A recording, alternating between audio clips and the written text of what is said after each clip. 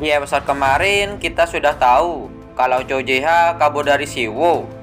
Kalian penasaran dengan kelanjutan ceritanya? Jadi, tanpa berlama-lama, kita langsung saja ke ceritanya. Kita dilihatkan dengan seseorang yang sedang melihat tubuh Jack yang sudah tanpa kepala. Ini tidak mungkin, mustahil. Aku tidak percaya Jack mati. Dengan tiba-tiba, Chow Jae-ha tiba di tempat tersebut. Dia benar-benar membodohiku. Aku hampir mati saat mencoba mendapatkan bahan untuk eksperimen.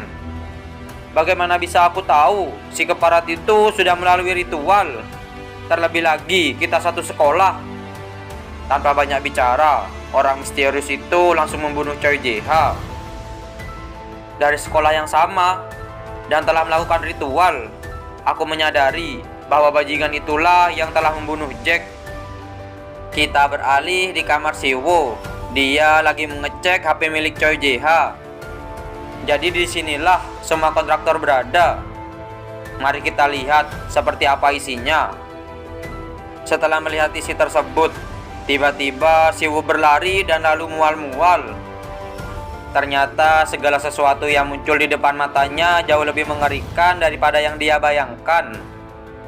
Semua kejahatan kekerasan yang ada di berita terasa tidak lebih dari sekedar gosip ringan.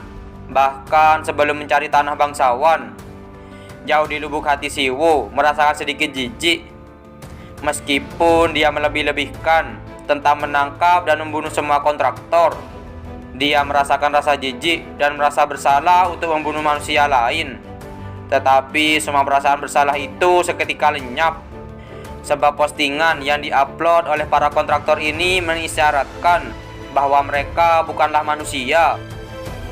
Di sana Jack berkata, "Apa kamu tidak apa-apa? Yang ini mengapa bagian menunya dicoret? Itu mungkin karena pemilik smartphone itu bukanlah seseorang kontraktor. Tidak semua yang memiliki smartphone khusus itu kontraktor. Smartphone miliknya hanya alat untuk mengakses tanah bangsawan, dan hanya kontraktor yang bisa mengakses semua menunya. Seperti orang yang kemarin, dia masih dalam masa percobaan untuk menjadi seorang kontraktor." Di sana Siwoo berpikir kalau Chow Jae-ha tidak bilang kalau dia kontraktor. "Apa yang membuatmu bicara demikian? Tikus itu tidak memiliki satupun kekuatan super. Tapi bukannya dia menggunakan skill aku kuntur? Itu skill, bukan kekuatan. Skill bisa dilakukan oleh semua orang dengan berlatih. Tidak seperti kekuatan regenerasi yang kamu miliki. Itu adalah kemampuan khusus yang tidak bisa ditiru seseorang. Dan lagi, jika kamu kontraktor, maka smartphone akan terikat pemiliknya. Fakta bahwa kamu bisa mengaksesnya dengan bebas, itu artinya smartphone-nya belum dipegang oleh satupun kontraktor. Lalu bagaimana cara untuk menjadi kontraktor?" Dengan tiba-tiba ada notif postingan baru. Setelah dilihat oleh Siwoo, ternyata itu adalah tubuh dari Jack. "Astaga, rumor menyebar dengan cepat hari ini. Mereka juga tahu bahwa kamu seorang siswa. Kamu akan terkenal sekarang." Kita beralih di tempat yang lain. Di sana ada Sunghon yang lagi bersembunyi. "Tidak ada. Aku tidak melihat keparat Chow Jae-ha itu. Apa yang sebenarnya terjadi?" Kita dilihatkan saat Sunghon lagi melapor ke kantor polisi. "Aku diculik. Aku dipukuli dengan palu lalu pingsan. Dia membuat boneka yang terlihat seperti mayat dengan menggunakan formalin atau apapun itu. Lalu apa ada sesuatu yang lain? Lalu apakah dia mengikat tangan dan kakimu seperti ini dengan menggunakan lakban?" "Iya, itu benar. Dia pasti benar-benar seorang penjahat. Tapi kenapa kamu masih hidup? Jika kamu ditangkap oleh seseorang seperti itu, bagaimana kamu bisa selamat? Sudah aku bilang, seperti yang aku katakan, tidak ada siapapun di sana saat aku sadar." "Kamu sudah sadar bahwa itu tidak masuk akal, kan? Keluar dari sini. Apa kamu pikir tempat ini tempat untuk bercanda? Petugas, Seret dia keluar. Setelah itu Sung Hon pun diseret keluar. Kita beralih di waktu yang sekarang. Di sana Sung Hon merasa ketakutan. Bahkan polisi tidak mempercayaiku. Jika aku bertemu dengan Choi Jae-ha di sekolah, apa yang harus aku lakukan? Dengan tiba-tiba adik Sung Hon datang, sampai membuat Sung Hon terkejut. Apa yang sedang kamu lakukan? Mengapa kamu begitu terkejut? Apa kamu ingin bolos sekolah? Kamu mengejutkanku. Aku bahkan lebih terkejut. Kamu masih di sini dan tidak masuk ke sekolah. Apa ayah tahu kelakuan kamu kayak gini? Urus saja urusanmu sendiri. Terserahlah. Tapi apa JH tidak memberitahumu apapun kemarin? Aku tidak bisa menghubunginya. Bagaimana kamu bisa menghubungi bajingan itu? Mengapa kamu tiba-tiba sangat kasar?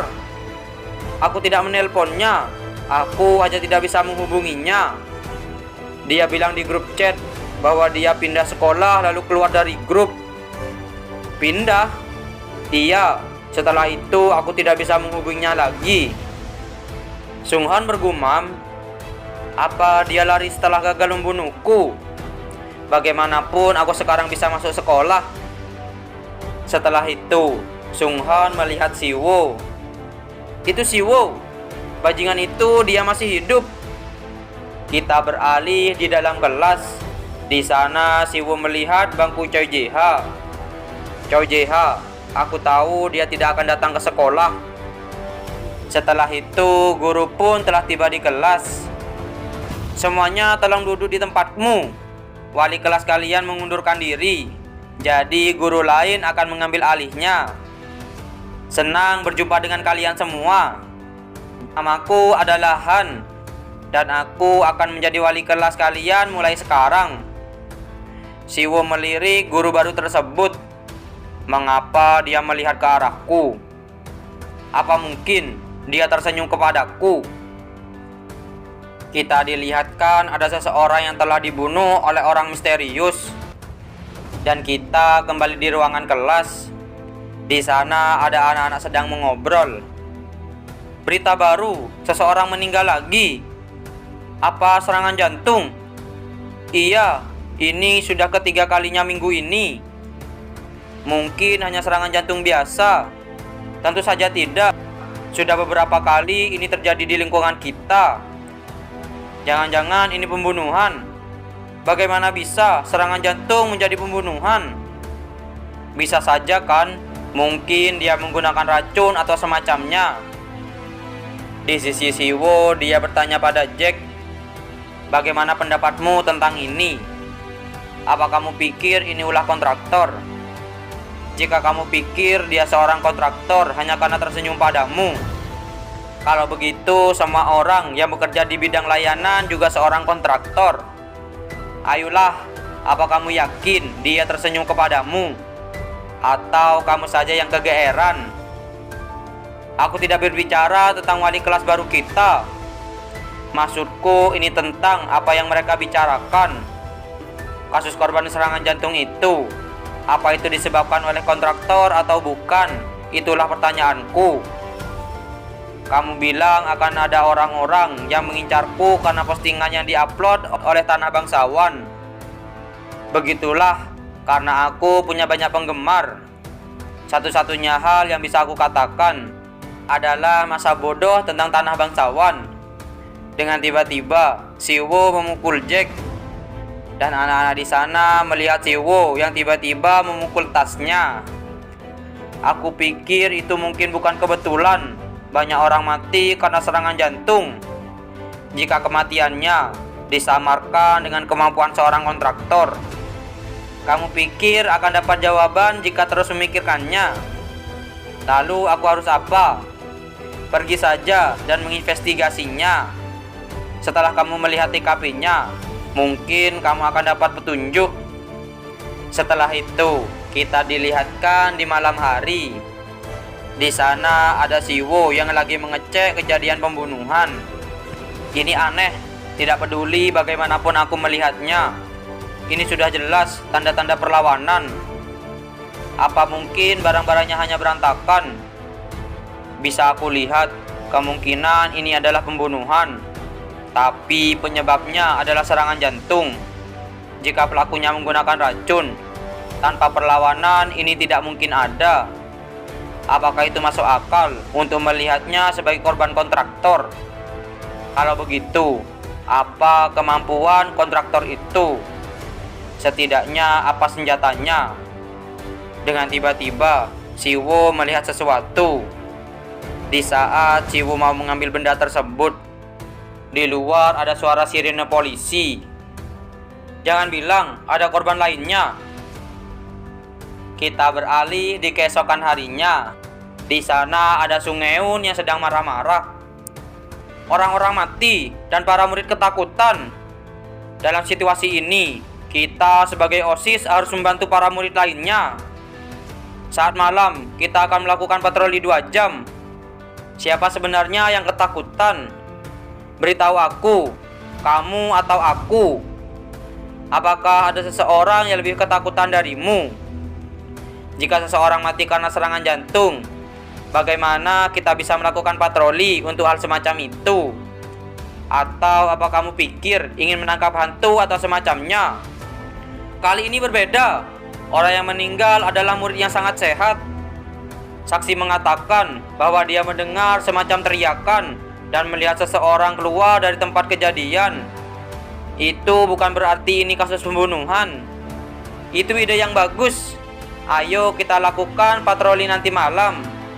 Anak-anak di kelasku juga komplain soal ini. Dan kita bisa melakukannya sebagai kegiatan sukarela bulan ini. Tentu saja itu bukan masalah jika salah satu dari kalian tidak ingin melakukannya. Hanya saja pekerjaan sukarelawanmu bulan ini tidak akan dicatat. Jadi apa ada yang keberatan?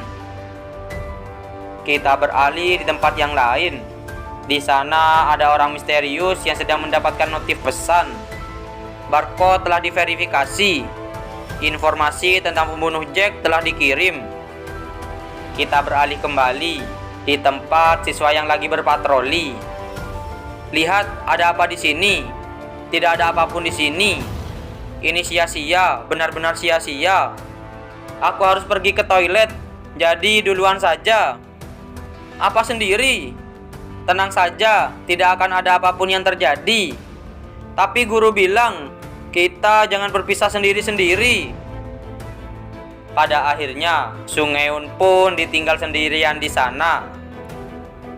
Ngomong-ngomong, tempat ini benar-benar dekat dengan TKP sebelumnya. Ternyata di dekat tempat tersebut ada Siwo yang lagi mengobrol dengan seseorang. Bukankah dia murid pindahan? Apa yang dia lakukan di sini? Sungeun tidak sadar kalau di belakangnya ada seseorang yang mau menyerangnya. Di tempat Siwo, orang di sana berkata, "Aku perlu melakukan penelitian, jadi pergilah." Dan setelah itu, orang itu mendapatkan sebuah telepon.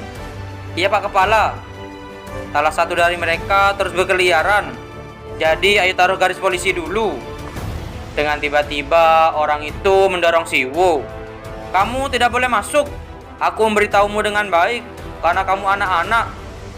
Area ini secara resmi dilarang sekarang." "Baik, jika tidak boleh aku akan pergi."